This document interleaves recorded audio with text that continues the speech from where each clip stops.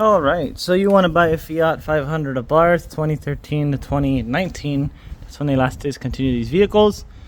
My car right over here is a 2015 Fiat 500 Abarth. The best part about 2015 and up is that it does have that cluster right over there. Give you the digital cluster right over here. That's the big difference between the 2013 to the 2015 model. So I guess some other pros about this car really quick. There is a huge variety of aftermarket parts that are available for you. However, though, they do come at a very hefty price, $1,300. So basically a hood, $1,300. Intercooler, $1,300. Intake, about $400 or $500. I created mine for under $200. It's definitely on the channel. You want to check that out? I'll show you guys right now exactly what that looks like on my channel, showing how I did it and everything. But basically, I took the factory 500 Madness. Now this one from a 2013. Not even a 2015, but it still made it work. So 2013 Fiat 500 Madness intake, and this originally comes over here with the box. Then it sits right here to get all the air in, but really there's nothing right here. So I decided to cut the hose a little bit right over here, attach a little metal pipe, and then attach an adapter from 2" to a 2.5", and that goes into a 3" cone right over there. That cone right over there sits in the cowl intake. It does have a really nice turbo noise, turbo flutter. This car right here, I do like how the Italian engines, they have the AOS delete kit. So basically, I didn't know this, and I'll show you guys right now the parts in the back. Basically, this guy right over here is going to your catch can. Obviously, there's some oil and still stuff spraying all over the place. I don't know exactly what that is. The intake has to go to intake. This part right here is actually a breather. So this one is pretty much nothing. So that might be also why the oil is coming up, but I didn't know that, and I was creating a positive crank pressure on my car, so glad I fixed that one. Coming right over here to the end side, this is exactly what I was talking about in the front. So this little part right here, basically this part doesn't even need to be here. When you hook up an aftermarket AOS delete kit, you get rid of the big black box right over here, so then the air comes up into your catch can, then the air gets breathed through there, and that might be why I have so much oil in the front of the car really. But some other things about this car. So this car, I keep saying this, but a lot of different videos on the channel, guys. Definitely check them out. I bought a 2013 Fiat 500 Turbo, and same exact heads. These are the same exact heads off of a Jeep Renegade and a Dodge Dart. For any of you guys who don't know how the multi-air works, this is basically the multi-air brick. This is very different between your dual overhead cam engine. So basically it moves these little lobes back and forth, and these rockers help push the intake lobes open and close, open and close. All these parts over here, obviously, because this car has been rebuilt 4 different times. Water pump, changed it. If I get state revved, I have a stock Cadillac. That's the only thing that is a restriction on this car, is just this little tiny brick right here. You can see Mopar right over there. So under the mess of things, basically that's the stock Fiat 500 Abarth Turbo. It is straight piped all the way. So now to explain further before I get more into the car, and this is why I kind of did this video, some things I do like, some things I don't like about this car. Obviously, it's a very attractive car. I love it. It's very different, very unique. It's Italian and it's American, and it's just its own little beast. This car right over here, when you do delete the rear seat, you do get a lot more space in between, and this is kind of why I want to do this video, because I have the trunk open now. So believe it or not, actually, yes, all of this stuff from right over here, not this, and all this stuff right over here basically came out of here. So this car, you can store a lot of stuff in there. Definitely you can put a lot of stuff once you get rid of the rear seats. However though, then you're left with some rear seat stuff. So if you're like me and you like keeping spare parts around, call it hoarding if you would like. You know, it's always good to have a spare part in case you do need it, like valve covers or heads or multi-air brakes. I even have 4 different turbos, headlights, taillights. And talking about taillights, so this taillight right over here, 4th of July, I was working back at Cheesecake, and that's why my back end is sagging, because they hit my car in the rear quarter and they dipped out. So it was a big Ford Explorer red. I sent the plate to the Redondo PD, but they didn't do anything about it, so oh well. And this one right over here, the left side, that side was backed into a van. My clutch light gave up, and I was at work, Domino's, and that's what I was doing. Wrecked the taillight, wrecked the quarter. That's why all that white duct tape is right over there as well. Now that one, obviously, I quit the same day once I wrecked the car because it's my dream car. So even though she has her little problems and doesn't look super sexy, it's my car, it's my build, and to me, it's unique in my own way. Some other cool parts I have laying around here to get a little off topic is a front windshield wiper, motor and everything. You know, in case, I don't know, maybe I'll need it someday, maybe I can sell it to somebody. This intercooler is up for sale. The person who gave it to me gave me no clamps. I had no choice but to buy it from him because it was already in my possession, and he's like, no, like I don't want the parts back, I just want my money. So it is what it is with that one. I wasn't able to give it back up. I did spend about $150 for it, and I even bought a blown turbo from him for 150 bucks. So that's $300 lost from my end. But sometimes your friends aren't your friends. At the end of the day, they just want money, so it's okay with that. These parts right here came from a EG 95 Honda Civic hatch, or I'm not too sure exactly where they came from, but it's older hatch for sure.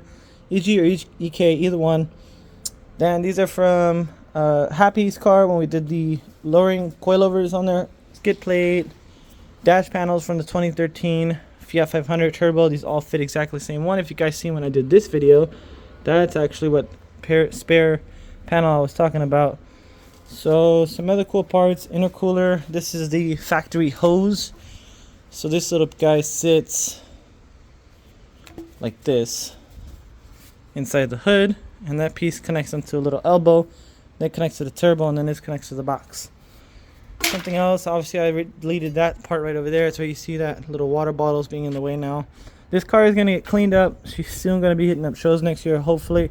Going to get wide body, bunch of parts coming soon to the channel, guys. So if you haven't subscribed already, make sure to subscribe. Comment down below if you guys want any of these parts. I know these headlights are messed up, so if you guys want some messed up headlights, some good tail lights, some fog lights from a Fiat 500 pop, or some blown turbos, or some intercooler pipings, let me know. Comment down below. I'll try to DM you, trying to get back to you, and you know, send them out my way, ship them and everything. So this bash bar is also up for grabs, but there's no way I'm going to ship that thing out. It is a little bit dented in the front because I did slip the clutch again with this car, and I hit that boop front end right over there. Is what it is. Nothing too bad of a damage, but I guess some other cool things about this car, guys. It's a really good Canyon car. Those are actually my tires right over there. From 2 years of owning this vehicle, I've had gone through 8 tires, so basically that's 2 full sets of I had a Toyota 888 tires on here. I had the Federal tires on here. Now these are my mom's, and these are the ones that I gave her, so she completely obliterated these.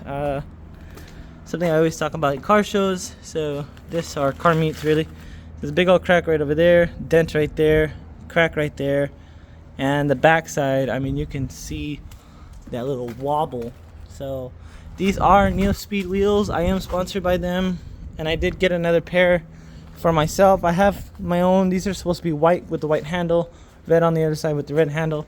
Neo Speed wheels, and these are just there right now just to keep the car going back and forth. 215 40 R17. They fit fine. There's no rubbing, so I like that. I got stuff coming for this car.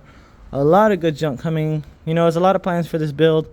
Definitely that quarter panel is something to get fixed for sure. I mean, it adds character, but you know, it's a project. So parcel shelf inside there, you got the rear seats up there with the Corvette wheels from Safety Ray. Shout out to him for giving me his Corvette wheels. Really, he had nothing for them and nowhere to put them at, so I was like, all right, I'll take them. I guess the biggest con about having a Fiat 500 Abarth or Fiat 500 in general, besides engine work and how tiny it is in there, the biggest con, the biggest no-no of why you don't want to get these cars, because in my little dirty pile of parts, so you can see I have 1 track, 2 tracks, and 3 tracks. So there's 3 different tracks right over here. There's probably a 4th one underneath there somewhere, but these tracks came from the 2013 Fiat 500 Pop that my mom owns.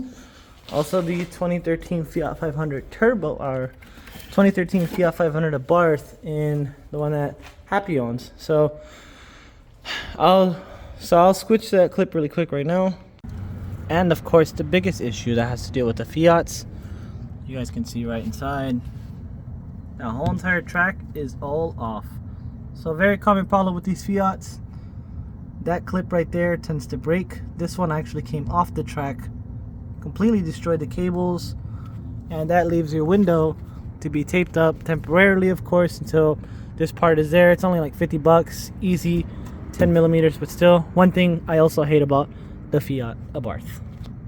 During that night, basically we just temporarily fixed her window just to tape it up. Luckily my car hasn't had that issue, but I think the older models just kind of have that cheaper plastic. Even though it's the same thing, their plastic is a little cheaper.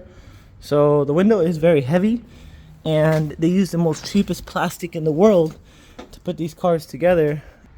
Some other cool things that I like about my Fiat really quick before I do end this video. It does come with the Beats audio package, and it's all black all the way around. And it does come with the red interior with the heated seats, so that's a very good luxury thing with a 2015 model. It also has the backup sensors, so if you're too close to anything or anybody, yes, it's a 2015, but it has that luxury to tell you how close you are to people. So that's cool, backup sensors and everything. It doesn't have a backup camera like the 2019s do. You know, it still works out as a really good car. So to sum it up in a nutshell, guys, the best part about owning this car, it's fast, it's attractive, it's really good on corners, and it's easy to park almost anywhere and everywhere because it's tiny. The cons are obviously the window issues and head issues. If you don't have the right supporting mods, get ready to constantly fix your Fiat. Always have it in the shop, always have it smoking out the exhaust. It's always going to have problems, regardless of how good you take care of it or how much you race it or how much you don't race it.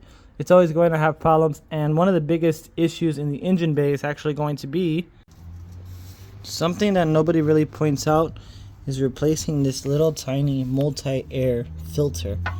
So this car, even though yes it has an oil filter, it has an oil thing, this is also, I can't take it off obviously because it's tightened down, but this is also a multi-air filter that is very hard to access. So to even get into that, yes, the oil filter, you have to take the intake off, all the other good junk, but to take off the multi-air filter, you actually have to take apart the entire engine. And we can zoom in right over here. Let me see, it's going to be that little bolt right there. So you have to take off the whole entire engine mount, get the engine hoisted, jack it up, whatever you want to do with it. So that's a very frustrating thing. You only have to do that every 60,000 miles. It's not necessary, but it is like a really good thing to take care of that multi-air brick. It does have its own filtration system, so you have a nice clean oil. Obviously pump it through that thing, pump it through everything else. But I think that's going to be it, guys. If you enjoyed this little small review of my junk and my car, my build, comment down below. Let me know if you guys want something. All these parts are obviously used. I can always work something out. Shipping wise, if it's too much, obviously we'll figure that out down the line. But intercooler, this probably just needs a really good baptism and you're good to go. Max Power Pro, if you guys want that, let me know. Front windshield, intercooler, like I said, I got a lot of parts, guys, and it's been fun having this car. 2 years of ownership, almost 3, or it has been 3. No, in next year it'll be 3. And really good car, really cool people I've met over the time, even like getting these cool little Polaroids right over here. So I love the little thing, it's a lot of fun, and soon she'll be back on the road once I get the appropriate tags. But as always, guys, stay safe and stay chill.